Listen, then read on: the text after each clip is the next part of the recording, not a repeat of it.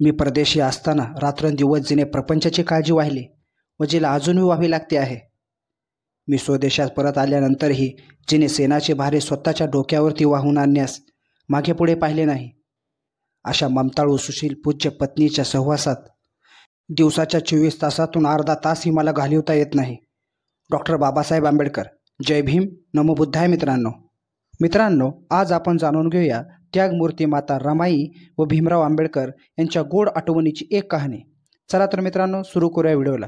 परंतु मित्रांनो, त्या अगोदर व्हिडिओ लाईक करा, शेअर करा आणि मित्रांनो, मुकना चॅनल जर आपण नवीन असाल तर या चॅनलला सबस्क्राईब जरूर करा, जेणेकरून असेच नवीन व्हिडिओ आपल्याला पाहायला मिळतील. चला तर मित्रांनो, सुरू करूया व्हिडिओला. एके दिवशी नेहमीच्या सवयीप्रमाणे 500 रुपयास डॉक्टर बाबासाहेब आंबेडकरांनी इंग्लंडच्या कायद्याच्या ग्रंथाचे 5 खंड एका पुस्तकाच्या दुकानातून विकत आणले आणि आपले सारे लक्ष त्यांनी ते ग्रंथ वाचण्यात लावले. जेवणाची वेळ झाली तरीही त्यांचे त्या पुस्तकातून डोके काही बाहेर निघेना.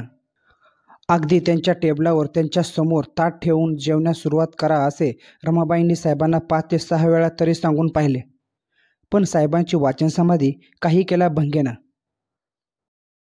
अगदी कंटाळून वैतागून रमाबाई साहेबांना म्हणाल्या, साहेब ओ साहेब, 1 तास झाला जेवण आपल्या पुढे म्या वाढून ठेवलंय. आता रात्रीच्या 12 वाजलेत, जेवण वेळ टळून गेली आहे. किती वाचायचं ते जेवून घ्या बघू. अजून आम्ही जेवलो नाही. तेव्हा साहेब रमाईंना म्हणतात, रामू, मी तुला कितींदा सांगितलं की जेवण्यासाठी माझी वाट बघायची नाही म्हणून. मी जेवलो नाही तर तुम्ही जेवून घ्यायचं.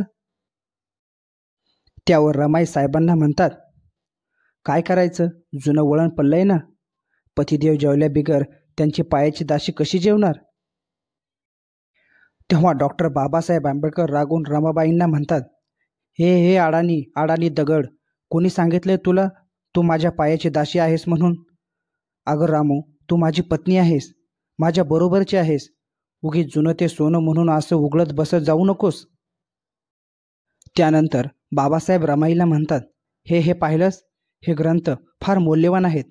आजच मी 500 रुपये खर्चून विकत आणलेत. तेव्हा माता रमाई आश्चर्यचकित होऊन बाबासाहेबांना म्हणतात, काय 500 रुपये दिलेत? एवढ्या पुस्तकासाठी 500 रुपये दिलेत? असे म्हणत रमाबाई बाबासाहेबाकडे आश्चर्याने पाहतच राहिले. तेव्हा बाबासाहेब रमाबाईंना म्हणतात, काय पाहतेस अशी? तुला 500 रुपये मोठे वाटत असतील, पण या पुस्तकातील ज्ञानापुढे मला ते 500 रुपये काहीच वाटत नाहीत. त्यावर रमाबाई बाबासाहेबांना म्हणतात, साहेब, या पुस्तकात काय ज्ञान आहे? मला अडाणीला काय कळणार? पण माणसानं नुसतं ज्ञान वाढवून चालत नाही, व्यवहार ज्ञानसुद्धा मिळवावं लागतं. रमाबाईंच्या ह्या वाक्याने बाबासाहेबांचा पारा वर चालला, गगनाला भिडाला. ते मोठ्याने म्हणाले, म्हणजे मी हे पुस्तक 500 रुपयांना खरेदी केले म्हणून मला व्यवहार ज्ञानच नाही असे म्हणायचे का रामू तुला? तेव्हा रमाबाई बाबासाहेबांना म्हणतात, साहेब, असं काही मला म्हणायचं नाही हो. मला एवढंच म्हणायचं होतं की नवऱ्यानं बायको लेकराकडे लक्ष द्यावं. असं काही त्या पुस्तकात छापलंय की नाही तेवढं मला आधी सांगा आणि मग किती वाचायचं तेवढं खुशाल वाचत बसा. तेव्हा साहेब रमाबाईंना म्हणतात, तसलं काही या पुस्तकात छापलं नाही. त्यापुढे साहेब रमाबाईला म्हणतात, काय ग रामू, माझं संसारात लक्ष असावं म्हणजे मी काय करावं असं तुझं म्हणणं आहे?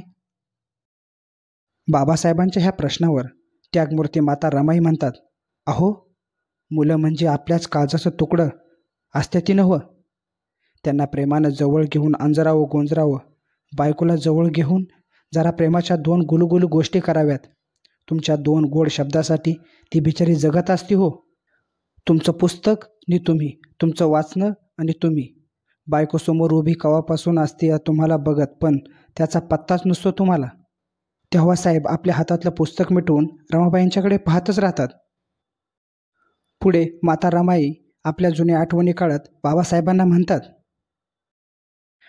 साहेब, तुम्हाला आठवतंय तुम्ही तरुणपणी कॉलेज शिकत असताना, तवा अभ्यास करत असताना मला काय काय म्हणत होता? आठवा बघू. तवा मला विनवून म्हणत होता, रामू लाडके, रामू, रोज तो अशीच मधून मला तोंड दावून जात जाग. तुझं देखणं तोंड पाहिलं की मला मग अभ्यास करायला लय स्फूर्ती येते. मग मी जोरानं अभ्यास करू लागतोय बघ. आणि आता तीच रामू, त्याच रामूचं आता तेच तोंड तुम्हाला बघवत देखील नाही हो.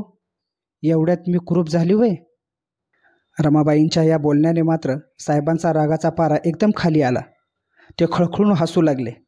साहेब हसत हसत रमाबाईला म्हणाले, रामू, तू अजून जर थोडी शिकली असतीस तर छत्रपती शाहू महाराजांनी तर तुला वकिलीची सनदच बहाल केली असती बघ. आणि मग माझ्यासारख्या बॅरिस्टरांना देखील तू असंच पेचात धरून फाडून खाल्ला असतंस ग रामू. तेव्हा मग रमाई व बाबासाहेब दोघेही मोठ्याने हसू लागले. चला तर मित्रांनो, आपण भेटूया अशाच एका नवीन व्हिडिओमध्ये. मित्रांनो, हा व्हिडिओ आपल्याला कसा वाटला हे आम्हाला कमेंट करून जरूर कळवा. जय भीम, नमो बुद्धाय. आणि मित्रांनो, उपनायक चॅनलला अजूनही सबस्क्राईब केलं नसेल तर प्लीज या चॅनलला सबस्क्राईब करा. आपण भेटूया अशाच एका नवीन व्हिडिओमध्ये.